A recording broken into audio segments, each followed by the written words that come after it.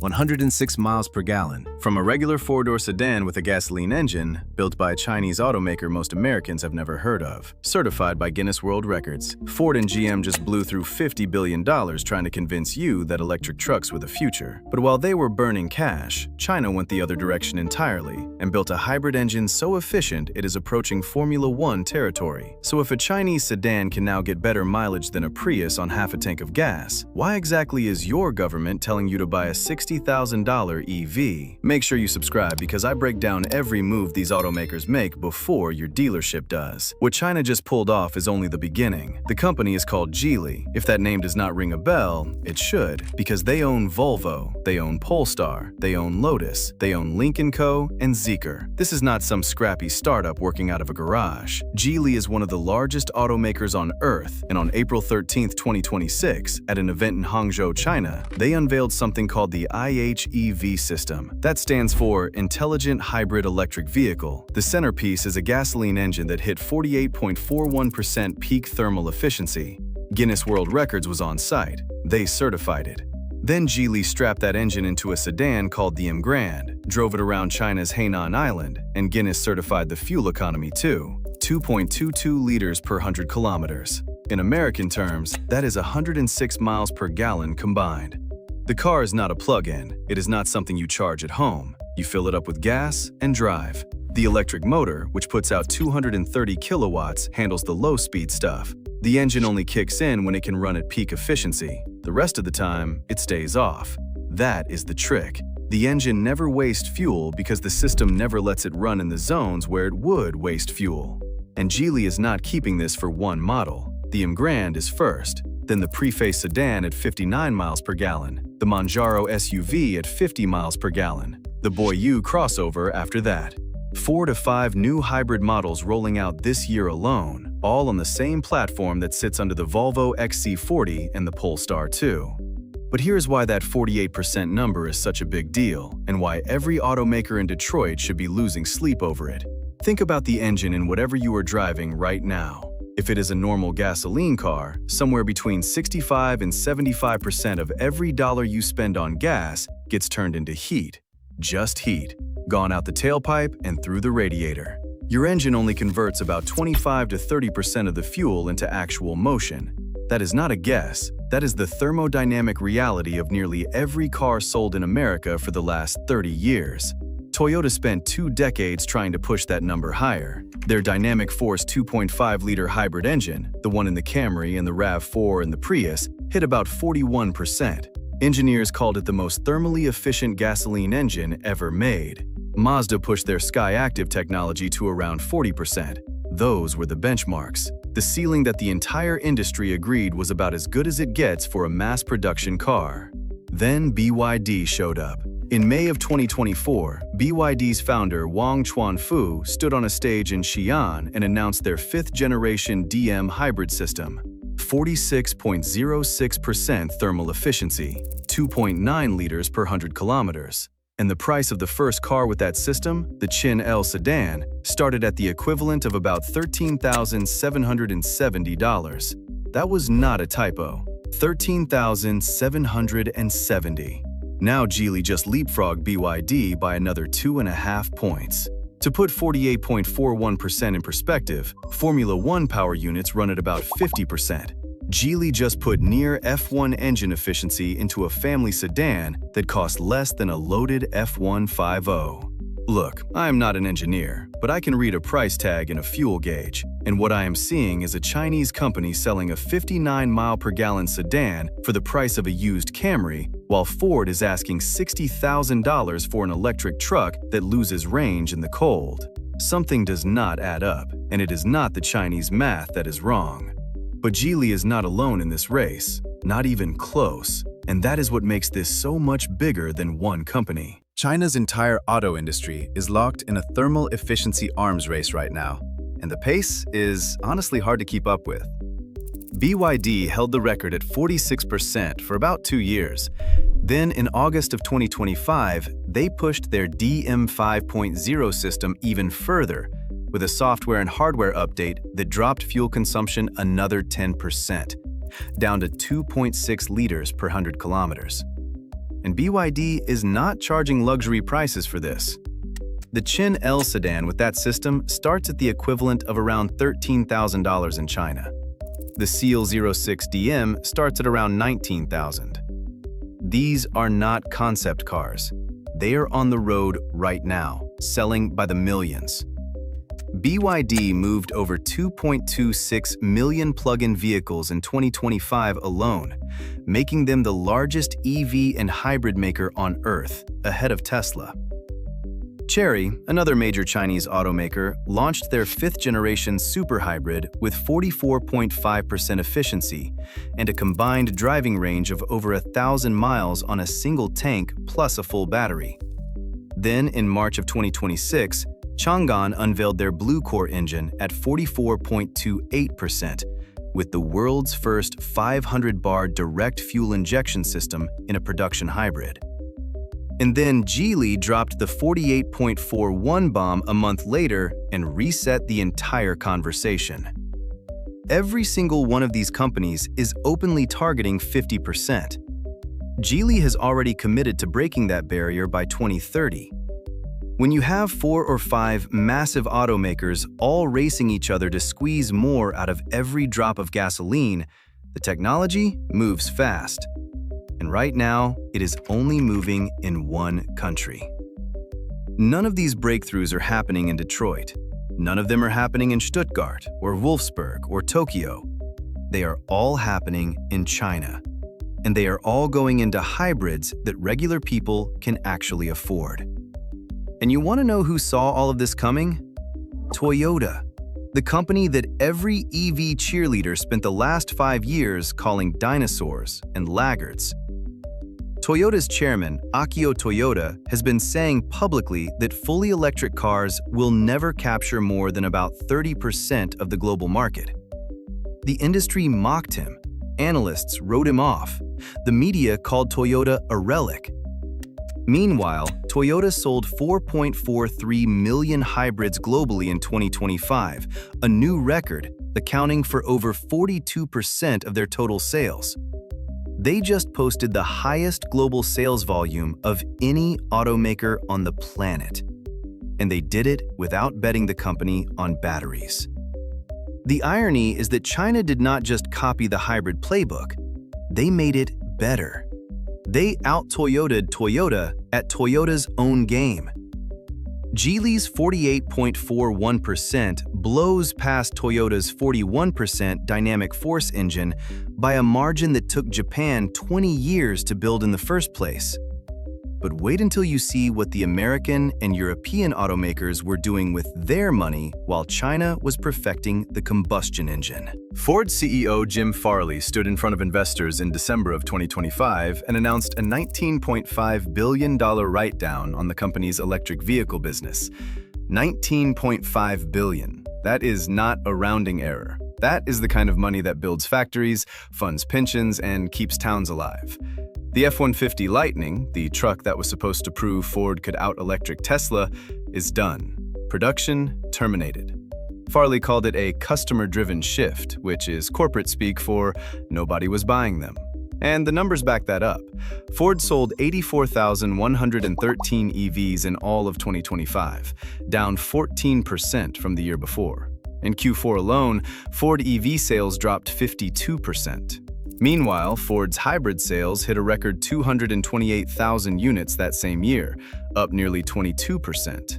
The customers were not confused. They knew exactly what they wanted. Ford's leadership just was not listening. Farley even admitted publicly that in the future, both hybrids and pure electric will definitely not work for large trucks, and that range-extended electric vehicles are the path forward for things like towing. He also said EV market share could plummet to 5% from a previous 10 to 12, and Morgan Stanley analysts described the whole thing as a painful reset. Imagine spending $19.5 billion to learn what your own customers were telling you for free. But here is what makes this even more painful. About $5.5 billion of that write-down is actual cash going out the door over the next 2 years. That is money Ford could have spent developing hybrid trucks, building out fuel-efficient SUVs, or cutting the price of the vehicles people actually want. Instead, it is going to clean up a bet that never paid off. And Ford was not even the worst one, because what GM and Stellantis did makes Ford look responsible by comparison. General Motors took a $7.1 billion hit in Q4 of 2025, $6 billion in special charges from their EV reset, including $4.2 billion in cash payments to suppliers who had built out capacity for electric vehicles GM was no longer going to make. That is real money going to real companies for parts that will never go into real cars. On top of that, GM took another $1.6 billion in charges in Q3. Added up, and you are looking at nearly $9 billion in EV-related losses in 6 months. Then there is Stellantis. The parent company of Jeep, Ram, Chrysler, Dodge, and Fiat reported a €22.3 billion net loss for 2025. In dollars, that is roughly $23.7 billion. And here is the part that should sting. Stellantis actually admitted it in their own annual report. Their exact words were that the 2025 results reflect the cost of overestimating the pace of the energy transition. They literally wrote that down. They admitted they guessed wrong about how fast people would switch to EVs, and that guess cost them over $20 billion. So they killed the Ram 1500 EV. They axed Jeep and Chrysler plug-in hybrids. And in what might be the most telling move of the entire EV era, they brought back the Hemi V8 in the Ram 1500. Think about that for a second. The same company that spent billions trying to go electric just put the V8 back because that is what the customer actually wants to buy. And it gets worse. BMW just pulled the iX electric SUV from the American market for model year 2027. U.S. sales of the iX peaked at 17,301 in 2023, fell to 12,587 in 2025, and then collapsed another 50% in Q1 of 2026 to just 1,788. BMW says it is transitioning to a new platform. The sales numbers say nobody was buying the old one. Imagine being one of those workers at a Ford or GM plant who got told your job was being moved to an EV assembly line. You retrained, you learned new systems, you showed up, and then you got told that actually EVs did not work out, so now the line is being shut down again. That is what thousands of families across Michigan and Ohio are dealing with right now. Real people who did everything they were told and still got the rug pulled out from under them, because the executives at the top were chasing a trend instead of listening to the market. Call me old-fashioned, but if you are going to blow $50 billion across 3 companies in a single quarter, maybe check with the guy who is actually going to be making the payments on the truck first. Now here is where this story gets real for you, the person watching this right now. The person who might be shopping for a truck or an SUV in the next year or two. In October of 2025, Americans bought 175,601 hybrids. They bought 74,897 pure EVs. Hybrids outsold EVs more than 2 to 1. That was not a one-month fluke. The $7,500 federal EV tax credit expired on September 30th, 2025. The moment that check from the government disappeared, EV sales fell off a cliff. Market share went from a peak of 10.6% in Q3 to 5.8% in Q4, and it has stayed there into 2026. In Q1 of 2026, new EV sales dropped 28% compared to the year before, 216,399 units, and that was with Tesla still holding nearly 60% of the entire American EV market. Without Tesla, the rest of the EV industry practically does not exist in the US anymore. Meanwhile, hybrid sales hit a record 756,000 units in Q4 of 2025 alone. That is a 57% jump from the year before. Analysts are now projecting hybrids will reach 30% of all new car sales by late 2026. That is roughly triple the EV share. Toyota owns about 43% of the American hybrid market, and nearly half of their 2.5 million US sales in 2025 were electrified, almost all of them hybrids. Not plug-ins, not EVs, hybrids. The used EV market tells the same story from a different angle. Used electric vehicles are now selling for an average of $34,821. Used gas cars are averaging $33,487. The gap is down to about $1,300. People are not paying a premium for electric anymore. They are paying exactly what they would pay for a gas car, and sometimes less. The EV is not dead globally. China sold over 16 million plug-in vehicles in 2025, and the worldwide number hit 20.7 million. But in America, the EV bet is collapsing in real time, and the hybrid is eating it alive. But here is the part that should really grab your attention, because what is happening outside America right now is going to change everything inside America very soon. The European Union slapped tariffs on Chinese electric vehicles in October of 2024. BYD got hit with 17% on top of the existing 10% base duty. Geely got 18.8%. Some Chinese brands got hit with over 35%. The goal was to protect European automakers from a flood of cheap Chinese EVs, and it worked for EVs. But here is what nobody seemed to think through. The tariffs only apply to battery electric vehicles. Plug-in hybrids are exempt. They only pay the standard 10%. And the moment that loophole opened, Chinese automakers drove right through it.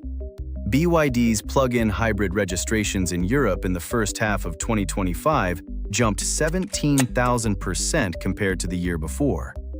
That is not a typo. 17,000%.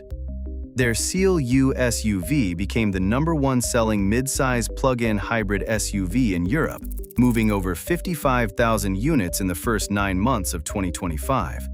In February of 2026 alone, 5 of the top 10 best-selling plug-in hybrids in all of Europe were Chinese. Full year 2025, Chinese brands sold over 800,000 vehicles in Europe. That is double what they sold in 2024. BYD alone was up 276%. JATO Dynamics analyst Felipe Munoz said publicly that European consumers are responding positively to the competitive lineup from Chinese brands, and that these companies have successfully tackled the perception and awareness issues they had before. In other words, Europeans are not just tolerating Chinese cars, they are choosing them. And these are not cheap throwaway cars. The BYD Seal U starts at around $43,000 in Europe, gets over 700 miles of combined range, and it is outselling the Volkswagen Tiguan plug-in hybrid and the Peugeot 3008 combined. In Australia, where there is no tariff wall at all, the BYD Shark 6 pickup outsold the Ford Ranger plug-in hybrid 16-1. 18,000 units versus just 1,100. And the BYD undercuts the Ford by over $13,000. Ford's own CEO Jim Farley reportedly called the BYD Shark a great product, which tells you everything about where the competition stands. Now here is the part that hits closest to home for Americans. The United States has a 100% tariff on Chinese EVs. 100% on top of the 25% base tariff that has been in place since 2018. That wall keeps every Chinese-built car out of this market. But Canada just cracked the door open. They slashed their tariff from 100% down to 6.1% under a new trade deal, with a quota of 49,000 vehicles for the first half of 2026, rising to 70,000 a year by 2030. More than half of those vehicles must be priced under 35,000 Canadian dollars. That is the first break in the North American tariff wall, and it will not be the last. So what happens when these cars finally reach America? At CES 2026, Geely confirmed that both Zeekr and Lynk & Co. will enter the American market within 24 to 36 months. The most likely plan is to build them at Volvo's $1.3 billion factory in Ridgeville, South Carolina. Cars built in America, with Chinese hybrid technology inside them. No 100% tariff to worry about. And that IHEV system, the one with the Guinness-certified 48.41% efficiency, runs on the same platform that underpins the Volvo XC40 and the Polestar 2. The architecture is already here, the supply chain is already set up. All Geely needs to do is turn the key. Geely also merged Zeekr, Lynk & Co. and its main brand into a single organization in December of 2025. They took Zeekr private and delisted it from the New York Stock Exchange. That is not a company retreating. That is a company consolidating before a major push. Sam Fiorani, the VP of Auto Forecast Solutions, said it plainly when talking about Chinese automakers entering the US market. It is not an if, he said. It is a when. And when it happens, the American buyer is going to be looking at a 50+ mile-per-gallon hybrid crossover that does not need a charger, does not lose range in the winter, and costs less than whatever Ford and GM are selling. For the average family that drives a truck or an SUV and fills up twice a week, the math on a 59-mile-per-gallon hybrid versus a 30-mile-per-gallon gas truck is not complicated. It is about $3,000 a year in fuel savings, every year. That is the kind of number that sells cars without a single commercial. And that is the real story here. This is not about China versus America. This is not about politics or trade wars. This is about the fact that while Detroit was chasing an electric future that the average buyer never asked for, a country on the other side of the world perfected the technology that actually makes sense for the way you and I and everybody we know actually drives. And now they are coming for the American market. Geely is expected to announce its first American market Zeekr model by early 2027. Subscribe so you get the breakdown before the dealerships start spinning it.